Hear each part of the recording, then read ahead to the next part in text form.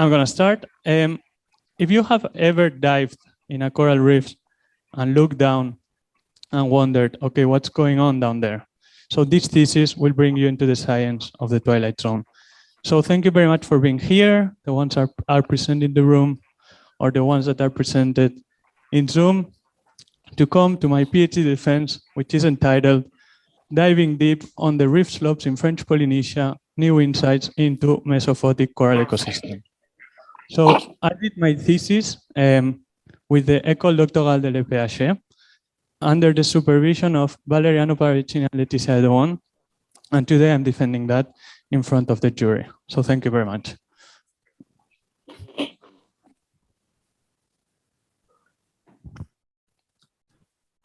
So coral reefs need to be protected because of their natural value.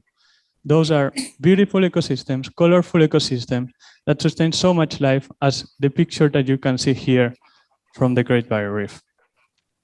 So coral reefs are possible thanks to Scleractinian, which is a fixed animal that lives in symbiosis with some little algae that we call zooxanthellae, and it's this little algae that makes the photosynthesis and allows to have the coral host up to 95% of the energy that they need. And it's thanks to this excess of energy that comes from the photosynthesis, so from the sun, that Scleractinian corals create coral reefs. So under good environmental conditions, coral reefs provide us coastal protection, fisheries, tourism, as well as they represent hotspots of biodiversity in our ocean. However, coral reefs are today threatened of several reasons, between others, overfishing, the runoff of nutrients, and above everything, because of climate change. Global emissions and climate are causing ocean acidification and warmer sea surface temperatures that cause coral bleaching. So coral bleaching is today the biggest threat for coral reefs all over the world, because as you can see here in the pictures, just a slight increase in the temperatures and going above their thermal threshold, corals start turning white and eventually die. And this can happen from December to August. So just in a matter of 6 months, we can see the entire ecosystem die. So how this coral bleaching happens? The coral bleaching is caused by these rising sea surface temperatures, and then the coral host will start expelling the algae that lives in symbiosis. It will turn white. The coral is still alive, but it's starving to death because it has lost its source of energy. And we know that the coral is dead when we can see the external growing on algae on the white skeleton. And we know today that this is happening all over the world, but we know that it's happening mostly in shallow reefs. However, coral reefs can go beyond these shallow depths and penetrate into the mesophotic coral ecosystem. So mesophotic coral ecosystems are characterized by the presence of photosynthetically active corals and their associated animals in depths according to locations ranging between 30 and 150 meters in tropical and subtropical regions in the world. So the interest to study mesophotic coral ecosystems, or perhaps I will refer to them as MCEs, it's because of the wonder of curiosity. This means increasing knowledge, discovering new species, knowing more about the depth range of species, as well as because of the deep reef refugia hypothesis. So I don't know if you can see here in the picture, this hypothesis states that perhaps the deep corals will be able to replenish the shallow waters if those disappear. However, this deep reef refugia hypothesis requires two assumptions. The first one is that the disturbances are less important in deep depth, in this mesophotic depth, so they are not affected. And the second one is that those are genetically connected. So it's the same corals that stay deep that can go to shallow waters. So these two reasons has made the amount of literature about mesophotic coral ecosystems to increase sharply during the last years. And this information is possible thanks to the Mesophotic repository website. Yet, even if we see this increase in the number of publications, there is still a very clear decrease in the knowledge with depth because Mesophotic coral ecosystems are still largely unknown. So the problem to study those Mesophotic coral ecosystems is that they are beyond the traditional limits of scuba diving. So they are underneath 30 meters. And even with the use of these machines, the rebreathers, the bottom time, it's limited because of the compression limitations. So what about getting into the local context of the Mesophotic coral ecosystems in French Polynesia? So the state of knowledge of the Mesophotic coral ecosystems in French Polynesia is well summarized in the book Mesophotic Coral Ecosystems and the chapter of Michel Pichon, a close colleague and a friend that I have been the opportunity to work with, on which he reviewed all the available literature, between others, the ones that you can see here below, and where he stated several points. So the first one is that the most of the information about MCEs in French Polynesia come from qualitative descriptions, some depth-zonation of species, as well that most of the data come from opportunistic dives or dredging. Unfortunately, there are no standardized protocols across different locations to really be able to compare from one side to the other. And that he says that below 60, 80 meters, the MCEs are unknown, mostly unknown. So what is happening in the depths of French Polynesia? And with this question is how I started my PhD that had as aims, questions, and overall hypothesis to look at the coral diversity with depth. So we want to see how it changes with depth, but as well, which kind of species we find, if they are different from one side to the other. So going a little bit beyond that, just seeing the diversity. To the coral cover, this means we want to know if the coral cover always decreases with depth. In the case that it does not, what environmental factors might contribute to have a high coral cover. The physiology one, where the question would be, okay, how do light-dependent corals live in such depths where there is such a low light availability? And as well, the coral bleaching, which, as I said before, is the biggest threat for coral reefs, and we want to know if the impacts of bleaching are equally along the reef slope. So in this context, and to be able to access those difficult to access Mesophotic coral ecosystems, the DEEPHOPE project was born. So the DEEPHOPE project, it's a pioneering project because it's a partnership between scientists from the CRIOBE, as well as many other international institutions, and the team of divers of Under the Pole that together got the money from the Agence Nationale de Recherche. So during this DEEPHOPE expedition, we had the opportunity to go and sample all across French Polynesia to the 5 archipelagos within a 1-year expedition. And here I'm displaying the sites and islands for which my thesis will develop further. So, and now I want to introduce you first to some of the methods, because those methods are actually shared between the different chapters. So the first one is the use of photo quadrats. These photo quadrats are possible thanks to up to 800 remix CCR dives, where we were working from 6 to 120 meters at the different depths displayed here in the left arrow. And so in total, we had 2,880 quadrats, quite a bit of work, where I analyzed the presence absence of the different coral genus and morphology, as well as the benthic composition underneath some stratified random points to the group level, and in the case of being an Scleractinian, to the genus and morphological level. So in total, it's 3 archipelagos, 8 islands, and 16 sites, and some of these sites were located up to 2,000 kilometers away, so it considers quite a big spatial scale, and a total of 30 quadrats per site and depth. So aiming at this large spatial scale, as well as vertical scale, with the use of photo quadrats, made me accept to work at the taxonomic resolution of the genus level. Yet, the most important part of my data is that it considers a constant sampling effort all along the reef slope from the shallows to the depths, which is quite rare in the Mesophotic literature, but it is very important in quantitative ecology. And during the expedition, we also collected some physiological samples of 2 species that I will develop further after, and as well some environmental data. So basically light and temperature with the use of loggers, as well as some CTD profiles and reconstructions of the bathymetry.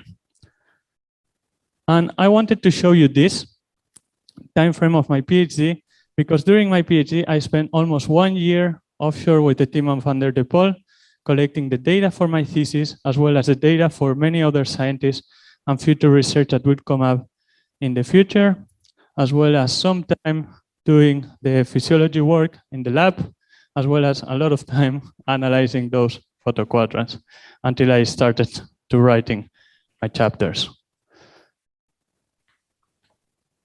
So with all of this, we get into the first chapter, which is a chapter of how the coral diversity changes with depth. So the first thing that we found, and here you have the generic richness or the alpha diversity, is that the richness follows a hampered relationship with depth, where it increases to a certain depth of maximum richness, and then it decreases with depth. We associated that to a mid-domain effect that was actually conserved upon the different islands. So these are the colors that you see here on the right. It was conserved. And we tried to understand this mid-domain effect looking at the depth distribution of the different genus. So basically here you have the depth, and here you have all the different genus. Not necessary to pay attention to the names, but what is important here is that most of the genus were actually within the zone of 40 meters, their depth range distribution. So it explains this mid-domain effect looking at the presence absence. Then we also wanted to explain this mid-domain effect looking at the dominance in the community structure. So here you have a stack plot where it represents 100% of the coral cover and the composition that it's inside. So you can see that in shallow depths, mostly Posilopora dominated the reefs, as well as in mesophotic depths, it was mostly Leptoceres and Echinophilia. However, the middle zone in between, it was the one that contained the maximum genus diversity. And then another interesting point that we found in our study is that the beta diversity increases with depth. So what's the beta diversity? I guess you might be familiar with an NMDS, but if not, I will explain you now. So basically, we did an NMDS for 2 dissimilarity indexes, the Jacquard that considers the presence absence, and the Bray-Curtis that considers the percentage of coral cover. And you can see here the different dots represent the different sites for each particular depth, what you have here on the right. And you can interpret the size of the polygon as representative of the beta diversity. And as you can see, for both indexes, this size of the polygons increases with depth. So what does it mean? This means that while shallow reefs are similar across French Polynesia, mostly composed of these Posiloporid colonies, mesophotic depths are different and unique. So this has important implications from a conservation perspective, because if you want to protect the regional shallow diversity, protecting a single island will protect the entire diversity of shallow depths. However, if you want to protect the diversity of mesophotic depths, and it is the richest depths, you need to protect several sites from several locations because each site is very unique. So it means it's extremely patchy, as well very difficult to predict. So we still need to go and study those. So as a conclusion of my first chapter, is that we found that the maximum richness with the mid-domain effect occurs at 40 meters, and there is this increase of spatial beta diversity with depth. And as a bonus, our study was decided to make it to the cover of the journal Diversity and Distributions. So then we can get into the second chapter, the chapter of the coral cover. with depth. And the first thing that we found is that the likelihood of coral cover decreases with depth. Here we have the average of all our sites with the marginal effects, so the expected distribution. However, when we plot our different sites, we can see that there are so many outliers that fall outside of this expected distribution. Some of them are positive outliers, so are above, and some others which are below. And some of these outliers had actually higher coral cover than the shallow depths. So let's get a little bit deeper into these outliers. For example, we found a site with up to 82% coral cover, mostly Pachyceres speciosa. Another one with up to 75% coral cover, mostly composed of encrusting and laminar Leptoceres as Pavona. Another one at 90 meters where we started to have this presence of laminar corals, but as well some even branching acroporas, super deep for the genus.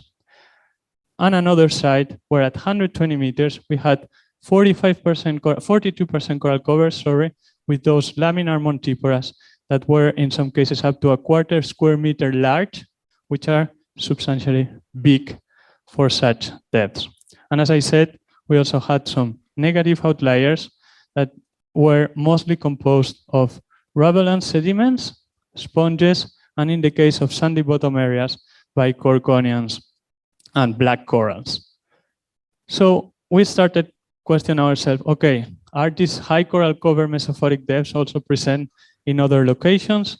So for example, we found that yes, they have been reported in Hawaii, in Eilat, and in the Great Barrier Reef, and as well in these locations for which it was reported a high dominance of Scleractinian corals, but for which not quantitative data is available. So we asked ourselves, what makes high coral cover possible at such depth? So this is what we tried to do. Actually, we modeled the likelihood of coral cover according to environmental parameters. And here we considered all the available environmental data that we could have. We look at the bleaching, we look at the temperature, we look at as many things as we could. Of course, with the respect of light, that is the most important, but the thing here is that light is always correlated with depth. And when you do modeling, you cannot have correlated variables, even if light doesn't explain some of those outliers. So the first one, the first most important variable to explain our likelihood of coral cover, it was the substrate composition. So here you have three categories. You have a soft substrate, a hard and rigid substrate, and a rubble substrate. And as you can see, this soft sediment substrate in shallow depths do not affect that much the likelihood of coral cover. However, they become detrimental with peak depth. And the best one would be rigid substrate. The second one, it was the bathymetry slope. So here you have the different categories with the different colors displayed here below. And the best slopes for the likelihood of coral cover are either steep slopes or moderate slopes, because they contain the likelihood of coral cover more or less constant along the depth gradient. And I want you to pay attention here to the orange color that represents the gentle slope, because while in shallow depths, this gentle slope is actually the good slope for the likelihood of coral cover. When you go deeper, it becomes the worst category. And this is because mesophotic corals, notably the laminar corals, are not very friends with the sedimentation. Because the sedimentation is very bad for mesophotic communities, it actually buries them. So as well, we wanted to get a little bit farther inside of these high coral cover outliers. So we wanted to see how are the coral morphologies of these outliers, as well as the coral genus and species, but I won't get into that in the purpose of time. So basically, you see that in shallow depths, you have mostly branching and massive corals. At mesophotic depths, you have a very big mix of all the different forms available for Scleractinian corals, and how at laminar corals, at deeper depth, there are mostly laminar corals. And here you can also see how different were some of those outliers of hotspots of coral cover in comparison with the rest of the sites, and how most of the high coral cover outliers were in the zone of 40 and 60 meters.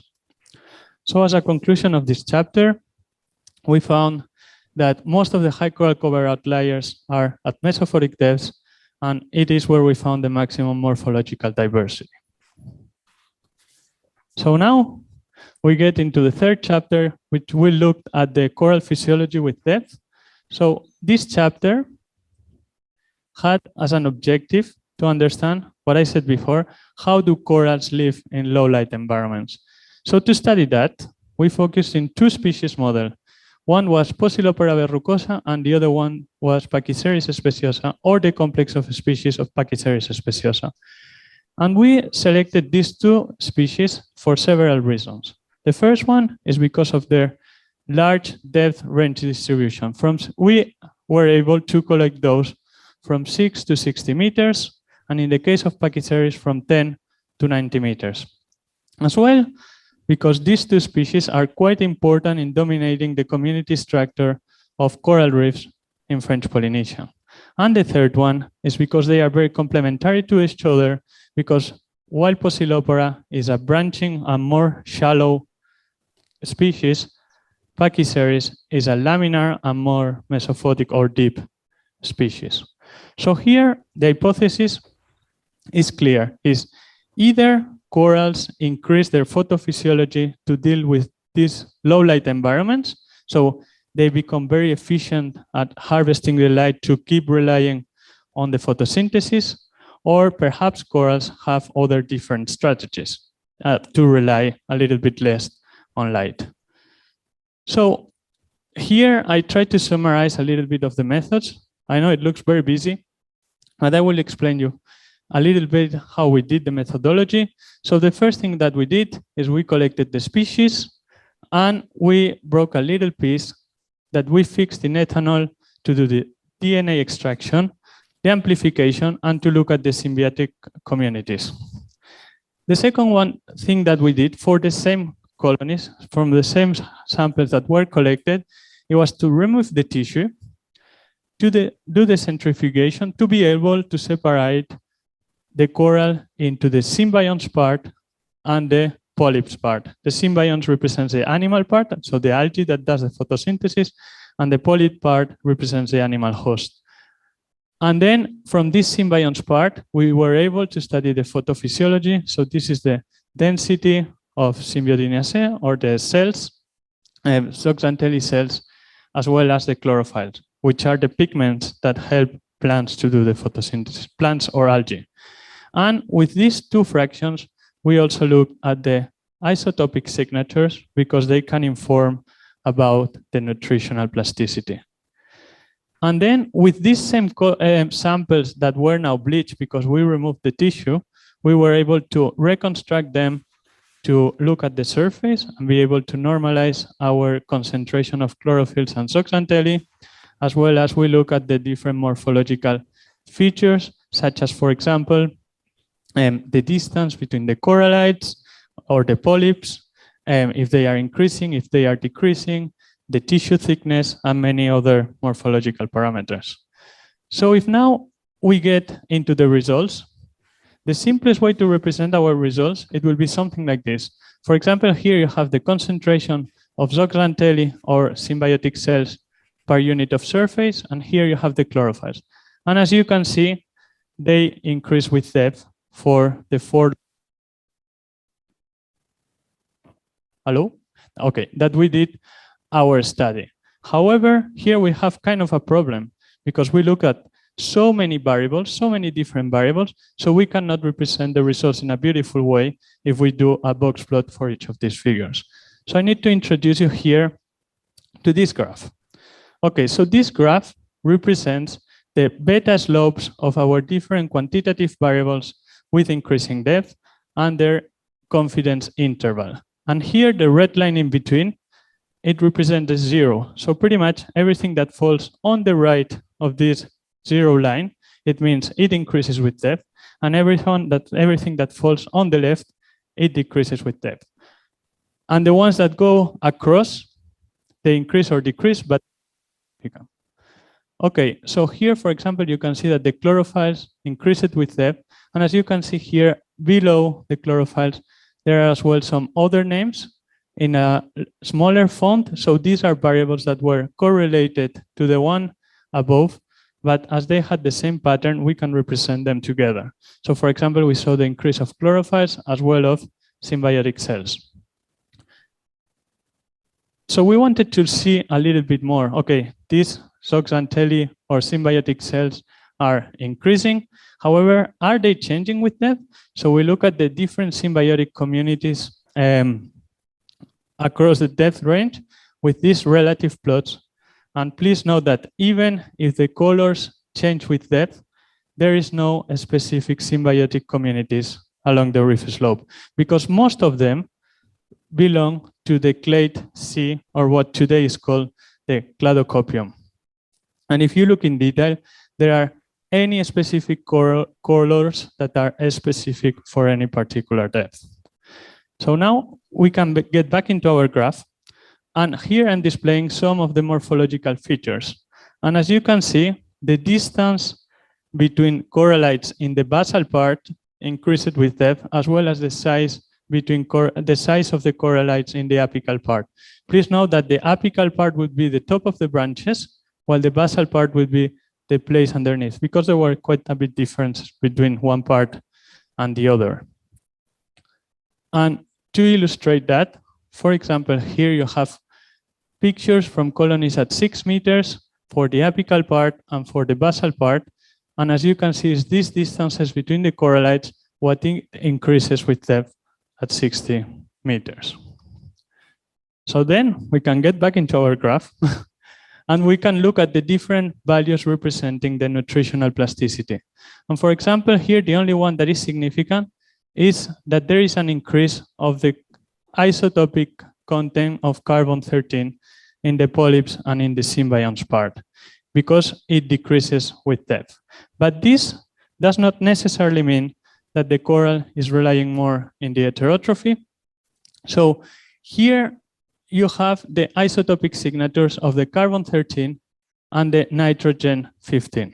And even if you see a decrease in the amount of the carbon-13, today, the literature, what it says is that to be able to determine if the coral is changing their trophic regime, you need to look at the distances between the polyp fraction and the symbionts fraction, one represented with a square and the other one with a circle. If it increases with depth, it means that something is changing. If they stay close together, it means that there is no change. So this is what we found, thanks to as well to our autolink test. So far, we cannot conclude that there was a switch to heterotrophy in our colonies. And then I want to get back to this graph.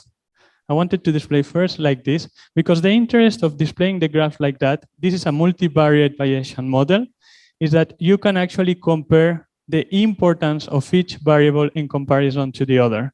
And as you can see, our coral Poecilopora did some changes in the morphology, some changes in the photophysiology, and perhaps some changes in the nutritional plasticity. So it had like a multi-approach technique to acclimate to these low light environments. And in the purpose of time, unfortunately, I cannot develop further in the second species, the Pachyceres speciosa, but as you can see, it's kind of similar. It increased the number of chlorophylls and zooxanthellae, as well as did some changes in the height of septa, which can be very easily seen here from a colony at 10 meters, that the thickness is way larger than the one at 90 meters, which was way thinner. And again, we did not see any change in the symbiotic communities with depth, and we did not see a switch to heterotrophy, except for Tikehau, that if you want, we can dig a little bit into this site after. So as a conclusion of the physiology chapter, we found that the two species have a high capacity to live and colonize low light environments. So now we get into the final chapter, which aimed to look at the coral bleaching with depth. So in 2019, while we were in Moorea, we saw that the corals were starting to turn white. It was hot, and the corals were starting to suffer this stress. And actually, this bleach was quite severe. So here you have a picture from April 2019, and here another one from July. And as you can see, most of the shallow reefs got completely white, so completely bleached. And in a matter of 3 months, we started seeing a lot of mortality. But this was happening in shallow depths. So what was it happening with the depth? So in this context, we decided to launch a deep bleaching survey. So for this deep bleaching survey, we went to the 2 locations that we could go, and we used the same technique of the photo quadrats to look at the bleaching levels. So here in the quadrant, you can see that there's a white paper here, here, and here that I used to do the white balance correction. And I categorized all the coral colonies according to 4 different bleaching status. Healthy, with a full pigmentation and coloration, pale, starting to lose its symbionts, bleached, completely white, and dead when I could see the external growing of algae. And we studied them from 6 meters to 90 meters. So as a result, we found a beautiful decrease of bleaching with depth. So here we have the Bayesian probability of having each of these health bleaching status. The green one represents a healthy, the orange one is bleach, and the red one is dead. And as you can see, the green color increases and the other ones decrease. And to make it easier for the interpretation, I added this table here that while at 6 meters, the likelihood of being healthy or bleach were pretty much the same. At 40 meters, it was like a threefold higher the likelihood of being healthy. And from 40 meters, we almost didn't see any mortality. So this bleaching at the level of Scleractinian was also conserved upon all the different genera. So, and we can see here in a different way. So here you have the likelihood of being healthy for their upper depth limit. So the shallowest we can find this species, this genus, and the lower depth limit, so the deepest that we can find this genus. And as you can see, if here is the likelihood, it means that if you have a low likelihood of being healthy, it means that you are suffering bleaching. However, if you have a high likelihood of being healthy, it means that you are not suffering bleaching. So we would expect all these genus from go to left to right. And this is what we saw. So this reduction in the bleaching, it was conserved upon all different genus. And this graph is interesting because it can also display some of the sensitivity of different genus to suffer bleaching. So for example, the ones that have like a more flat density plot, they are more sensitive because they are bleaching to their deepest depth distributions. In this case, it was Samocora, Montipora, and Acropora and Astrea. So we wanted to look as well later, okay, how bad was this bleaching? So we used NOAA sea surface temperatures, and we computed the degree heating weeks that were of 3.5. These values consider the degrees, so the temperature, as well as the weeks, so the exposure of time. It's not the same to be under heat stress for a couple of days than being under heat stress for weeks. So it computes these 2 values. However, the problem of this sea surface temperature is that it uses satellite data, and it's only representative of the shallow layers of the water column. So we wanted to see as well how was the bleaching with depth. So we did some vertical temperature profiles, and we found that the temperature stayed pretty much the same from 6 meters to 60 meters, and then it decreases because the thermocline was deeper.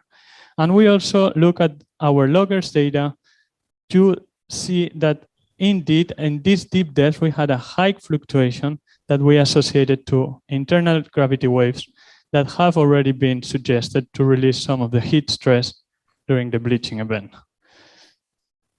But we were still not very happy of these environmental factors to influence the bleaching. So in our paper, we associated as well the bleaching to the reduction of light, because the bleaching is the response to temperature and light stress. Once again, we used this environmental data not to show evidence of the ecological data we saw the ecological data and we used the environmental data to try to understand that.